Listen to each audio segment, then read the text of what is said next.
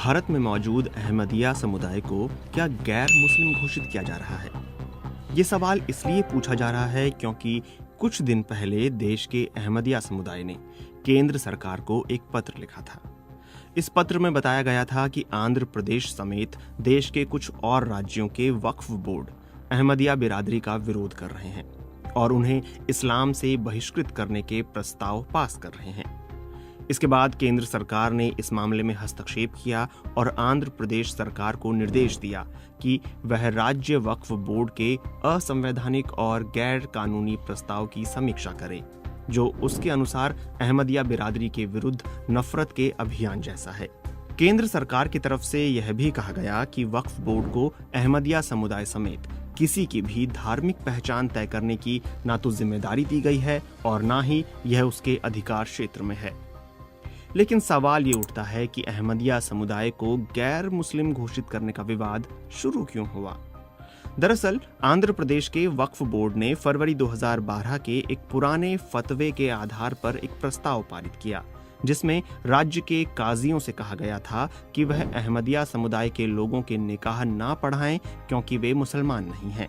इस फतवे को अहमदिया समुदाय ने हाईकोर्ट में चुनौती दी थी और अदालत ने इस प्रस्ताव को स्थगित कर दिया था। केंद्र सरकार के पत्र में कहा गया है कि अदालतों के आदेश के बावजूद आंध्र प्रदेश वक्फ बोर्ड ने इस साल फरवरी में दोबारा इस तरह का प्रस्ताव पारित किया, जिसमें अहमदिया समुदाय को गैर मुस्लिम करार दिया गया। इस प्रस्ताव के आधार पर वक्फ बोर्ड ने हाल में अहमदिया समुदाय को गैर मुस्लिम और काफिर करार देते हुए वक्फ की संपत्ति से अहमदिया समुदाय की संपत्ति को अलग कर दिया और राज्य सरकार से कहा कि वह अहमदिया समुदाय की संपत्ति को सीधे अपने मैनेजमेंट में ले ले। इस दौरान भारत के सुन्नी मुसलमानों के एक बड़े संगठन जमीयत उलमाए हिंद ने आंध्र प्रदेश वक्फ बोर्ड के प्रस्ताव का समर्थन किया।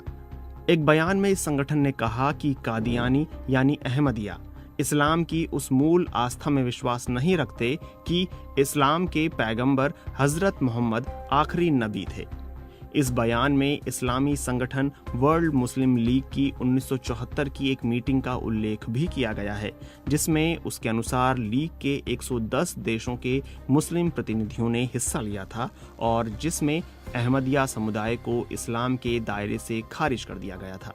अहमदिया समुदाय इस आरोप को गलत बताते हुए कहता है कि उनके खिलाफ यह झूठा प्रोपेगेंडा किया जाता है कि अहमदिया पैगंबरे इस्लाम को नहीं मानते और यह कि उनका कलीमा यानी नीति वाक्य अलग है।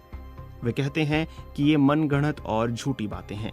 अहमदिया मुस्लिम समुदाय दिलोजान से इस्लाम के पैगंबर हजरत मोहम्मद को अंतिम नबी मानता है और उनके सम्मान के लिए कोई भी कुर्बानी पेश करने से पीछे नहीं रहता।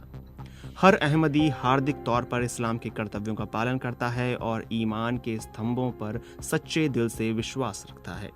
भारत में 2011 की जनगणना में अहमदिया समुदाय को मुसलमानों के एक फिरके यानी वर्ग के तौर पर स्वीकार किया गया। जनगणना के अनुसार उस समय इस समुदाय की संख्या लगभग 1 लाख थी। भारत में ज्यादातर अहमदिया मुसलमान पंजाब के कादियान कस्बे में रहते हैं। इस कस्बे में अहमदिया समुदाय के संस्थापक मिर्जा गुलाम अहमद की पैदाइश हुई थी।